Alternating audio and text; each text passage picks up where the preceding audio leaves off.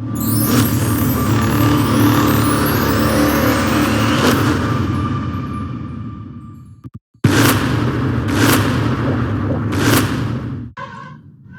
दोस्तों, टैली के इस फ्री कोर्स में आपका स्वागत है। जैसे कि लास्ट वीडियो में आपने बहुत ज़्यादा प्यार सपोर्ट दी, इसके लिए थैंक यू।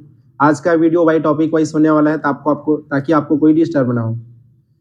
जैसे कि लास्ट वीडियो में हमने पढ़ा था, टैली के क्लास 3 पार्ट्स में होने वाला है। Financial accounting, tally premium software, taxation. Financial accounting के बारे में बात करें तो उसकी कैटेगरी टर्म्स आज हम कवर करने वाले हैं। अगर आप नॉन फाइनेंशियल बैकग्राउंड से बिलोंग करते हैं, लाइक आर्ट्स, साइंस, तो आपको टैली का बेसिक अकाउंटिंग टर्म्स जानना बहुत ज़रूरी है। और अकाउंट के बेसिक में ऐसे काफ़ी सारी चीज़ें हैं जिनका यूज़ टैली प्राइम सॉफ्टवेयर में आपको पड़ेगा। For example asset, liabilities, golden rule, trade, profession, good, service, ये सारी चीज़ फाइनेंशियल अकाउंटिंग की इस सीरीज में सीखने वाले हैं। तो चलिए इस आज के सेशन को स्टार्ट करते हैं। फाइनेंशियल अकाउंटिंग आपको दिख रहा होगा स्क्रीन में, like trade, profession, service, good, purchase return, driving, bad debits, revenue, purchase sales, debit credit on screens. चलिए, अगर आप भी अभी तक अपने कॉपीमेंट्स नोट नहीं रखे हैं तो आप स्क्रीनशॉट ले सकते हैं या फिर अपना कॉपीमेंट नोट जैसा भी आपको बढ़ रहा है प्लीज़ इसको नोट कर लीजिए। आगे बढ़ते हैं ट्रेड। सबसे पहले देखते हैं ट्रेड क्या होता है। ट्रेड का मतलब होता है व्यापार। लाभ कमाने की उद्देश्य से गुड को हम सेल परचेस करते हैं, वो क्या कहलाता है? Trade. Trade is an activity of buying, selling और एक्सचेंजिंग गुड एंड सर्विस। देखिए यहाँ पे आपको स्क्रीन में दिख रहा होगा एक्सचेंजिंग गुड विथ गुड। पहले के समय क्या होता था, आज भी कई जगह पे चल रहा है एक्सचेंजिंग गुड विथ गुड। ज़्यादातर ये आपको विलेज में देखने को मिलेगा, एक्सचेंजिंग गुड विथ गुड। पहले क्या होता था, हमें अनाज के बदले अनाज मिलता था। जैसे यहाँ पे जैसे गेहूँ है, गेहूँ के बदले आपको दाल मिल गया, या दाल के बदले आपको चावल मिल गया। जैसे यहाँ पे आपको दिख रहा है अनाज के बदले आपको यहाँ पे स्क्रीन में आपको दिख रहा है। लेकिन अभी का जनरेशन क्या हो गया, चेंज हो गया। अभी क्या होता है, सेलिंग गुड फॉर कैश। हमें कोई भी प्रोडक्ट के बदले को क्या मिलता है, पैसा मिलता है, या पैसे के बदले क्या मिलता है, प्रोडक्ट मिलता है। तो ये होता है आपका ट्रेड। ये आपको ट्रेड समझ आया होगा। लाभ कमाने के उद्देश्य से कोई भी गुड को सेल या परचेज करना क्या कहलाता है, ट्रेड। वैसे होता है गुड एंड सर्विस। यहाँ पे गुड का सिंपल सा मतलब होता है माल, और सर्विस का मतलब होता है सेवा। तो सबसे पहले देखते हैं गुड। गुड क्या होता है, जैसे कोई भी माल का सेल परचेज करना क्या कहलाता है, गुड। क्या कहलाता है, गुड। फिजिकली जो भी हम सेल परचेज करते हैं क्या कहलाता है, good. Good are product items that we can make and sell. हम प्रोडक्ट को लेकर करें या फिर बनाकर सेल करें या फिर परचेज करें, यह क्या कहलाता है, गुड है। जहाँ पे हम फिजिकली हम कोई भी प्रोडक्ट गुड का सिंपल से मतलब है माल सेल परचेज करना, कोई भी माल को बेचना, क्या कहलाता है, गुड। लेकिन यहाँ पे क्या है, सर्विस। सर्विस का मतलब होता है सेवा। To provide service you need to have a profession. अपने प्रोफेशन के अकॉर्डिंग लोगों को अपना सेवा प्रदान करना क्या कहलाता है, सर्विस। जैसे यहाँ पे सबसे पहले आपको प्रोफेशन बता देता हूँ। प्रोफेशन क्या होता है, प्रोफेशन का मतलब होता है पेशा। आपका पेशा क्या है, अर्निंग करने से पहले, धन कमाने से पहले, उससे पहले हमको क्या करना पड़ता है, प्रशिक्षण लेना पड़ता है। जैसे डॉक्टर है तो उससे पहले क्या किया है, इन्होंने प्रशिक्षण लिया है, तो ये क्या कहलाता है, इनका पेशा। उसके बाद इसको क्या हो रहा है, अर्निंग हो रहा है, ये सेवा प्रदान कर रही है। तो जैसे यहाँ पे ये डॉक्टर्स है, सेवा प्रदान कर रही है। जैसे service for patients by the doctor, यहाँ पे service by the student by the teacher. तो यहाँ पे कोई माल सेल परचेस नहीं हो रहा है, ना गुड, कोई भी माल को यहाँ पे सेल परचेस नहीं किया जा रहा है। सिर्फ यहाँ पे क्या कर रहे हैं, सेवा प्रोवाइड कर रहे हैं, सिर्फ सेवा हो रहा है। जैसे मैं कोचिंग्स पढ़ा रहा हूँ तो यहाँ पे आपको तो कोई सेल परचेस नहीं कर रहा हूँ, ना कंप्यूटर सेल कर रहा हूँ, ना फिर कोई टेबल चेयर सेल कर रहा हूँ, सिर्फ आपको क्या कर रहा हूँ, पढ़ा रहा हूँ। तो ये क्या होता है, सर्विस। जैसे कोई जिम ट्रेनर है तो जिम ट्रेनर वहाँ पे कोई डंबल्स वगैरह उसको तो सेल नहीं करेगा, वो आपको सिर्फ क्या करेगा, अपने टैलेंट, अपने पैसे के अकॉर्डिंग आपको ट्रेनिंग प्रोवाइड करेगा, और उसके बदले में आप क्या करोगे, उसको पैसा दोगे। तो ये क्या होता है, कैश सर्विस। आई होप आपको समझ आया होगा। आगे बढ़ते हैं। Purchase and cell.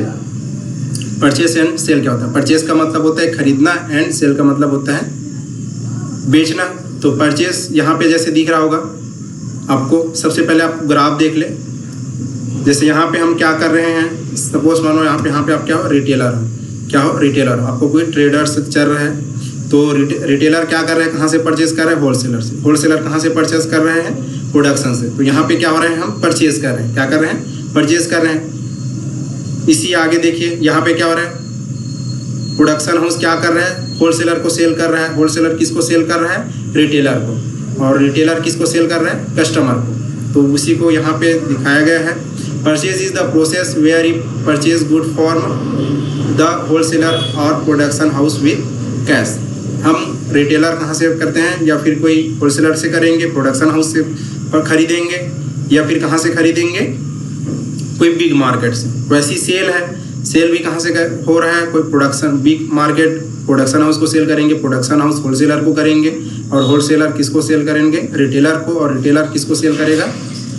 कस्टमर को। और कस्टमर कहाँ से परचेज कर रहा है? रिटेलर को। तो ये है सेल और purchase. Sale is the process where we sell good of the customer to earn. ये हो गया आपका सेल। अब देखते हैं परचेज रिटर्न है सेल रिटर्न। यहाँ आपको ग्राफ में आपको दिखाई दे रहा होगा। सबसे पहले तो इसका डिफिनेशन देख लेते हैं। After purchasing if you got defect in your goods so you will return that process is called purchase return. सबसे पहले यहाँ देख लीजिए, हम यहाँ पे क्या है, मान लेते हैं अपने आप को एक रिटेलर है। क्या है? रिटेलर है। अब रिटेलर क्या कर रहा है, कहाँ से परचेस करेगा? हम कहाँ से परचेस करेंगे? होलसेलर से। कहाँ से परचेस करेंगे? होलसेलर से। अब दूसरी तरफ क्या हो रहा है, रिटर्निंग डिटेक्टेड गुड्स। यहाँ पे क्या कर रहे हैं, हमारे द्वारा परचेज किए गए माल में अगर कुछ नुकसानदायक चीज़ है, वेस्ट सामान है, या फिर कोई टूट फूट गया है, या फिर उसमें कुछ कंफर्टेबल्स नहीं है, हमको अच्छा नहीं लग रहा है, तो हम इसको क्या करेंगे, होलसेलर के पास रिटर्न करेंगे। तो ये क्या कहलाता है, परचेज रिटर्न। लेकिन यहाँ पे हम एक रिटेलर है, अब हमारे द्वारा हम कस्टमर को क्या किए, सामान बेचे हैं। अब कस्टमर्स को हमारे द्वारा सामान बेचेगा, उसमें कुछ कमी दिख रहा है, टूट फूट हो गया है, वेस्टेज लग रहा है, तो रिटर्न करेगा। तो क्या कहलाता है, सेल रिटर्न। क्या कहलाएगा, सेल रिटर्न। समझ आया? तो ये होता है sale return. After selling goods of the customer got defect goods, so he she will return the goods, so that process is called sale return। Simple as आप देखे जाए तो रिटेलर क्या करेगा, परचेज रिटर्न करेगा, और कस्टमर क्या करेगा, सेल रिटर्न। क्लियर? ये अब देखते हैं डेबिट एंड क्रेडिट। डेबिट का सिंपल से मतलब आप जान रहे हैं, डेबिट जब हमारे अकाउंट में क्या होता है, पैसा जाता है। तो क्या होता है, यहाँ पे आपको इमेज में दिख रहा होगा, हमारे अकाउंट से क्या हो रहा है, पैसा जा रहा है। जब हमारे अकाउंट से पैसा जाता है तो क्या होता है, डेबिट होता है, और जब हमारे अकाउंट में पैसा आता है तो क्या होता है, क्रेडिट। उसी को देखते हैं डेफिनेशंस में। जैसे debit the become form a Latin word. जो डेबिट कहाँ से आया है, लैटिन वर्ड से लिया गया है, जिसका मतलब क्या होता है, डेबिटम। क्या होता है, डेबिटम। वैसे mean to enter the transaction side of and, ये होता है आपका लेफ्ट हैंड साइड होता है। क्या होता है, लेफ्ट हैंड साइड होता है। डेबिट क्या होता है, लेफ्ट हैंड साइड में होता है। वैसे आपका क्रेडिट है, क्रेडिट कम फॉर्मा लैटिन वर्ड से लिया गया है, जिसका क्रेडियर, ठीक है, लैटिन वर्ड से लिया गया है क्रेडिट को, है ना। इसका credit mean to enter the transaction on the right hand side. Clear? आपको सिंपल अभी समझना है, क्योंकि बिजनेस में अलग अलग, अभी यहाँ पे क्या हो रहा है, सिंपल क्या हो रहा है, हमारे अकाउंट से पैसा क्या हो रहा है, जा रहा है, और हमारे अकाउंट में पैसा आ रहा है। तो क्या हो रहा है, डेबिट और क्रेडिट सिंपल हम जानते हैं। लेकिन बिजनेस जैसे मोहन ट्रेडर्स है, राम ट्रेडर्स है, तो उसमें अलग अलग बेसिस पे क्या होता है, डेबिट और क्रेडिट होता है। आपको आगे ये वीडियो में समझ आएगा। एक कंडीशन होता है, गोल्डन रूल्स होता है, उसके अकॉर्डिंग क्या होता है, बिजनेस के पर्पज से। अब ये क्या हो रहा है, नॉर्मल आपके अकाउंट से हो रहा है, तो ये आपके अकाउंट में अगर पैसा जा रहा है डेबिट हो रहा है, लेकिन आपके अकाउंट में अगर पैसा आ रहा है क्या हो रहा है, क्रेडिट हो रहा है। लेकिन जब बिजनेस के बेस में बात करें तो उसमें अगर राम और मोहन ट्रेडर्स है तो अलग अलग बेसिस पे क्या होता है, क्रेडिट और डेबिट होता है। जैसे बैंक से लोन लिए और कहीं से कुछ किए, सेल किए, परचेज किए, और कहीं से रिटर्न किए, तो ये अलग अलग बिजनेस पर्पज से गोल्डन रूल से उसको समझना पड़ता है। आपको आगे वीडियो में बताया जाएगा। अभी हम इतना समझ रहे हैं डेबिट और क्रेडिट बस को। हमारे अकाउंट से पैसा अगर जा रहा है डेबिट हो गया, अगर आ रहा है तो क्रेडिट। आगे देखते हैं डेबिटर एंड क्रेडिटर। डेबिटर का मतलब क्या होता है और क्रेडिटर का मतलब क्या होता है? इसको बोलते हैं डेटर बोलते हैं, डेबिटर साइलेंट हो जाता है।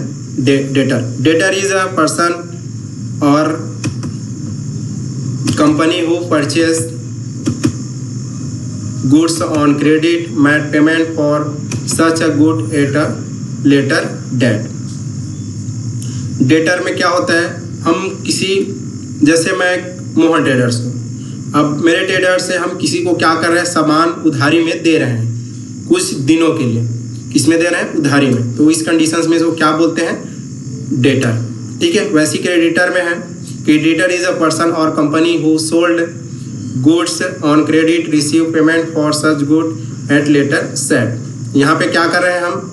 यहाँ पे हम सामान को उधारी में क्या किए, कोई हमारे से सामान उधारी में क्या किया है, मोहन ट्रेडर से उधारी में सामान खरीदे हैं, तो क्या कहलाया? डेटर। लेकिन क्रेडिटर क्या कहलाएगा? जब हम किसी को उधारी में सामान क्या करते हैं? बेचते हैं। क्या करते हैं? बेचते हैं। यहाँ सामान उधारी में क्या किया है? मोहन ट्रेडर से सामान उधारी में लिए हैं कुछ समय के लिए, और यहाँ क्या किया है? हमने कुछ समय के लिए मांस उधारी में बेचे, तो क्या कहलाएगा? क्रेडिटर। चलिए आगे बढ़ते हैं। आपको इमेज में दिख ही रहा होगा। उसी प्रकार से होते हैं ट्रांजैक्शंस। ट्रांजैक्शंस का मतलब होता है लेन देन। डेली जो आप मेन सीख रहे हो, ट्रांजैक्शन को मेंटेन करने के लिए ही सीख रहे हो। लेन देन में जो भी प्रक्रिया होती है उसको किसको डेबिटर में रखना है, किसको क्रेडिटर में रखते हैं, उसी को मेंटेन करने के लिए आप क्या सीख रहे हो? टैली सीख रहे हो, ट्रांजैक्शंस को मैनेज करने के लिए, है ना। Transaction is an event where cash और कैश इक्विवेलेंट और exchange debited between two parties.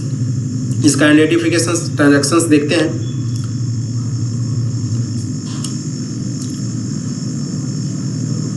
जैसे नरेशंस और event supply goods to customer as per order. ये क्या होता है? नरेशन क्या होता है? पर्टिकुलर वर्क के लिए जो हम नरेशन जो कथन लगाते हैं तो क्या कहलाता है? नरेशन। जैसे यहाँ पे कोई ट्रांजैक्शन हुआ है, अब उसका क्या हम लगाए हैं? जैसे started business with cash 2 lakh. कोई व्यापार में क्या हुआ है? बिजनेस लगाया है, कोई ट्रेडर्स ने पैसा लगाया है 2 लाख कोई बिजनेस स्टार्ट करने के लिए, तो यहाँ पे supply good of customer as per order एक नरेशंस दिया गया है। वैसे ही जैसे अप्लाई फॉर लोन, ये भी एक नरेशन ही है। जैसे ट्रांजैक्शन के टाइम अपने को क्या करना पड़ता है? नरेशन देना होता है। वैसे ही ये ट्रांजैक्शन है आपका रिसीव्ड बैंक लोन ऑफ 15,000। वैसे होता है परचेज गुड फॉर वर्थ 18,000। अगर यही क्या होता है? क्वेश्चन होता है तो क्या होता है? Purchase good for 80,000 in Mohan traders होता है। ये क्वेश्चंस में ये ट्रांजैक्शंस है। वैसे ही देखते हो type letter to submitted to the bank, तो यहाँ पे पैड सैलरी का 10,000 रुपये ये ऐड किया है ना। तो होता है ट्रांजैक्शंस। आगे बढ़ते हैं। वैसे ही होता है capital driving bad debits and discount. सबसे पहले देखते हैं कैपिटल का सीधा सा मतलब होता है हिंदी में पूंजी। कैपिटल मीन्स एन अमाउंट और एसेट विच इज ए कॉमनसेट का मतलब होता है लगाना by the owner of the business. कोई भी फाउंडर अपने बिजनेस में स्टार्ट करने के लिए जो पूंजी लगाता है, जो एसेट्स लगाता है, ठीक है, वो क्या कहलाएगा? कैपिटल पूंजी कहलाता है। जैसे मैं कोई बिजनेस स्टार्ट किया, उसमें जितना भी पैसा लगेगा, वो जो भी कैपिटल लगेगा वो क्या कहलाता है? पूंजी, है ना। वैसे होता है ड्राइविंग का मतलब आप ये मत समझो कि आप किसी को पेंटिंग बनाना है या गाड़ी चलाना है, ये वाला ड्राइविंग है। ड्राइविंग का मतलब होता है when the owner of the business withdraw some money for its personal use it come in driving।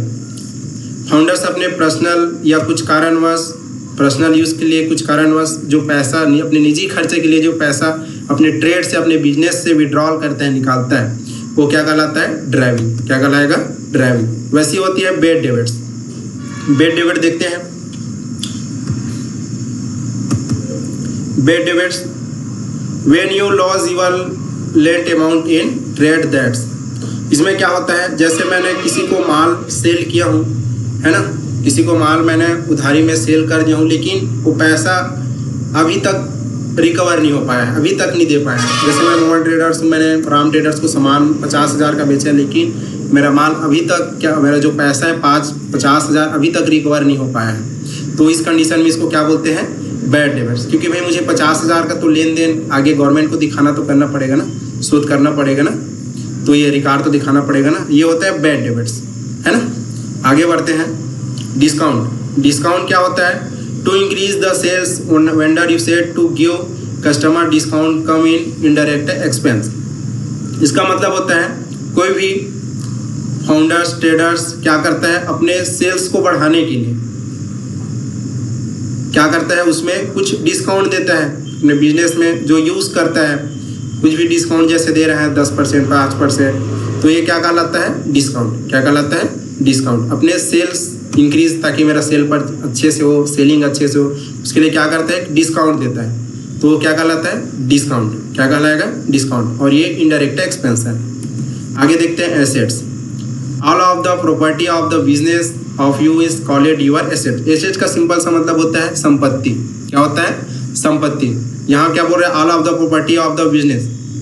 आपके पास जितने भी आपके व्यवसाय में जितने भी आपके पास जो प्रॉपर्टीज है, कार है, बंगला है, आपका ये फूड स्टेट टेबल, जितने भी चीज़ आप देख रहे हैं अपने ऑफिस में, आसपास आपके राइस मिल्स में, हॉस्पिटल्स में, क्या है, आपका एसेट्स है, संपत्ति है।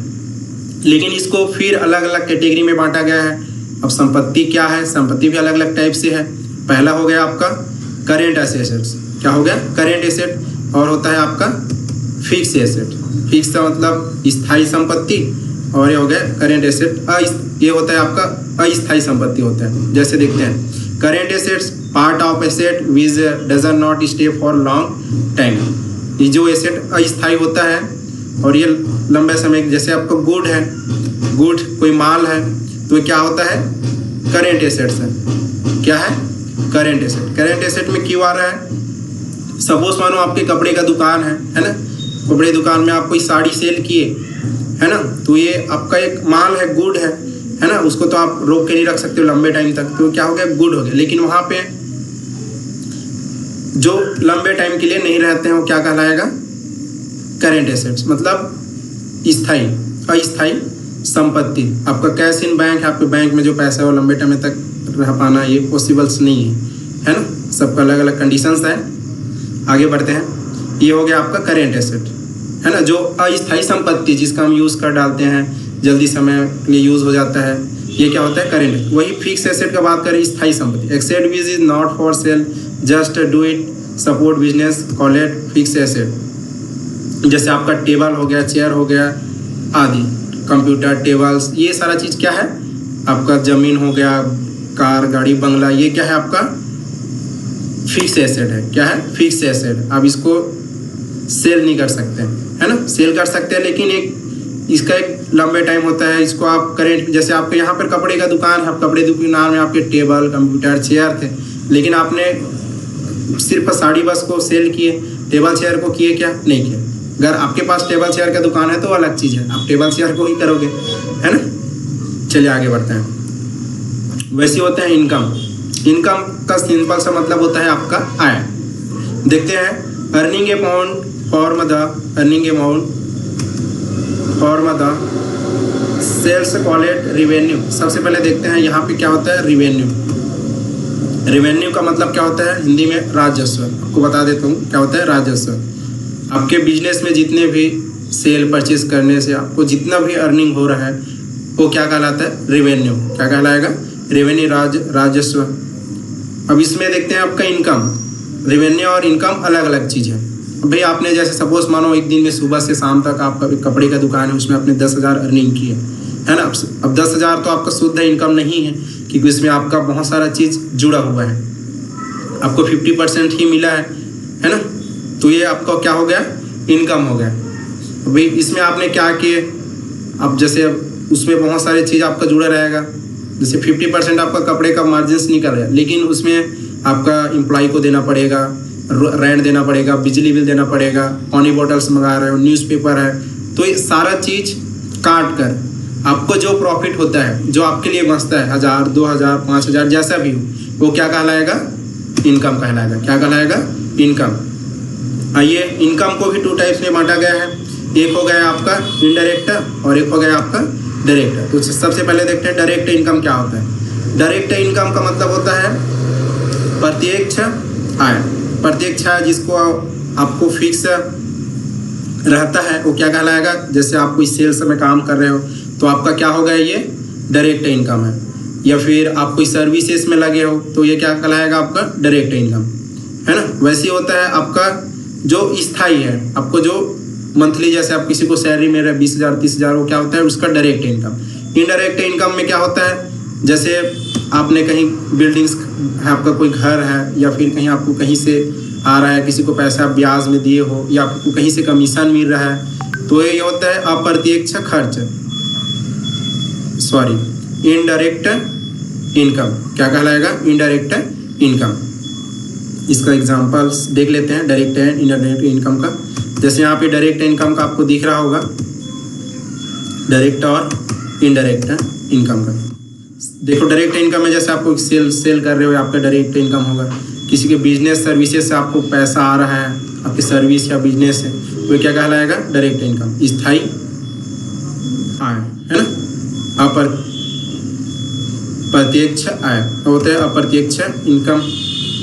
इसमें क्या होता है, जैसे आपको इंटरेस्ट से कहीं से रिसीव हो रहा है, या कमीशन से आपको मिल रहा है, या फिर कहीं से भी आपको एट द रेट इनडायरेक्ट रूप से आपको क्या मिल रहा है, प्रत्यक्ष रूप से जो आपको आय हो रहा है, वो क्या कहलाता है, इनडायरेक्ट इनकम। अब देखते हैं एक्सपेंस। क्या देखेंगे, एक्सपेंस। एक्सपेंस का मतलब होता है खर्च। सिंपल सा मतलब क्या होता है, खर्च। अब यहाँ पे देखते हैं, expense are amount of the money that you spend with while doing something in the course of your work. यहाँ पे आप एक्सपेंस, खर्च को भी 2 तरीके से बांटा गया है ना। पहला हो गया आपका डायरेक्ट एक्सपेंस, दूसरा हो गया इनडायरेक्ट एक्सपेंस। देखते हैं सबसे पहले डायरेक्ट एक्सपेंस, प्रत्यक्ष रूप से खर्च, प्रत्यक्ष खर्च। जैसे यहाँ पे दिया गया है, an expense that you said to purchase production manufacturing the good expense. जैसे हमने अपने अर्निंग के लिए जो खर्च करते हैं, या फिर अपने बिजनेस में जो पैसा लगाते हैं, वो क्या कहलाता है, डायरेक्ट। जैसे मैं कोई माल परचेज कर रहा हूँ तो क्या है, डायरेक्ट खर्च है।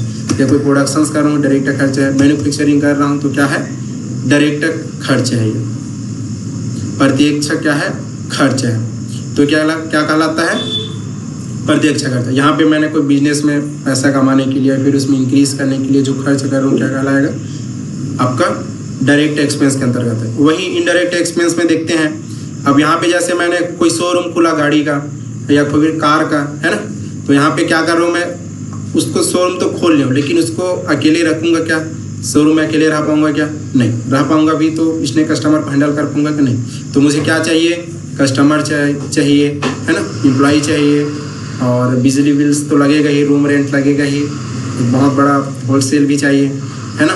तो उसमें जितना भी खर्च होगा मार्केटिंग्स में, डिस्काउंट्स में, तो क्या कहलाता है, इनडायरेक्ट एक्सपेंस। मैंने ऑफर भी चला दिया तो ये सारा चीज़ क्या कहलाएगा, इनडायरेक्ट एक्सपेंस। क्लियर, आपको इनडायरेक्ट एक्सपेंस समझ आया होगा, है ना। क्योंकि भाई शोरूम खोले हैं तो उसमें जो खर्चा आएगा वो डायरेक्ट एक्सपेंस है। लेकिन शोरूम को रन करने के लिए जो एम्प्लॉय लगेगा, जो मजदूर लगेगा, वहाँ पे ऑपरेटर लगेगा, टेली कॉलिंग लगेगा, झाड़ू पोछा करने वाला लगेगा, रिसेप्शनिस्ट लगेगा, गार्ड लगेगा, न्यूज़पेपर आएगा, पानी बोतल, जितना भी जो और खर्चा आएगा वो क्या कहलाएगा, इनडायरेक्ट एक्सपेंस, अप्रत्यक्ष खर्च। वैसे देखते हैं लायबिलिटीज़। लायबिलिटीज़ का मतलब होता है दायित्व। Responsibility in a business for an example, you were goods of for the wholesalers, no it's is your responsibility to pay him back. यहाँ देखते हैं लायबिलिटीज़ का मतलब होता है दायित्व। क्या होता है, दायित्व। सबसे पहले देखते हैं शॉर्ट टाइम लायबिलिटीज़। अब लायबिलिटीज़ भी अलग अलग तरीक़ा से 2 टाइप से बांटा गया है। पहला देखते हैं short time liabilities. Short time liabilities में होता है, it has believe 1 year time to fulfil it. ये होता है 1 साल के लिए होता है। 1 साल के लिए हम जो भी लायबिलिटीज़, लोन, ब्याज जैसा भी है लेते हैं उसमें, है ना, एक हमारे कम समय, 1 साल से कम दायित्व जो लायबिलिटीज़ लेते हैं वो क्या कहलाता है, शॉर्ट टाइम लायबिलिटीज़। वैसे होता है long time liabilities. Long time liabilities में भी है, इट हैज़ अबव 1 ईयर से अधिक, ठीक है। लॉन्ग टाइम में क्या होता है, 1 ईयर से अधिक, 1 साल से अधिक जो भी लायबिलिटी लेते हैं वो क्या कहलाता है, लॉन्ग टाइम लायबिलिटीज़ दायित्व। मेन आपको कॉन्सेप्ट को समझना है क्या क्या हो रहा है। देखते हैं लायबिलिटीज़ जैसे आपका कैपिटल अकाउंट है, लोन टेकन है, क्रेडिटर्स है, कहीं से हम क्रेडिटर्स 1-2 साल के लिए हैं, क्रेडिटर्स से लिए हैं, या लोन बैंक 3 साल के लिए हैं, लोन फ्रॉम फाइनेंसर हो सकता है, ये 1 साल के लिए भी हो सकता है कि हम कोई मोबाइल का करा रहे हैं तो 1 साल के लिए भी करा सकते हैं, या फिर कोई बाइक का है तो 2-3 साल हो जाता है। तो ये है ना, आपको इस चीज़ को समझना है। 1 साल से अगर अधिक है कोई भी आपका लायबिलिटीज़ तो क्या कहलाएगा, लॉन्ग टाइम लायबिलिटीज़ कहलाएगा। अगर 1 साल से कम है या 1 साल है तो क्या कहलाएगा, short time liabilities. I hope ये वीडियो आपको बहुत ज़्यादा समझ आया होगा। यहाँ पे जैसे हमने फाइनेंशियल अकाउंटिंग क्लियर किया है, ट्रेड प्रोफेशन सर्विस गुड। तो आज की वीडियो को यहीं इन करना चाहेंगे। अगर आपको वीडियो अच्छा लगा तो हमारे चैनल को लाइक सब्सक्राइब जरूर करें। थैंक यू, जय हिंद। मिलते हैं नेक्स्ट वीडियो में।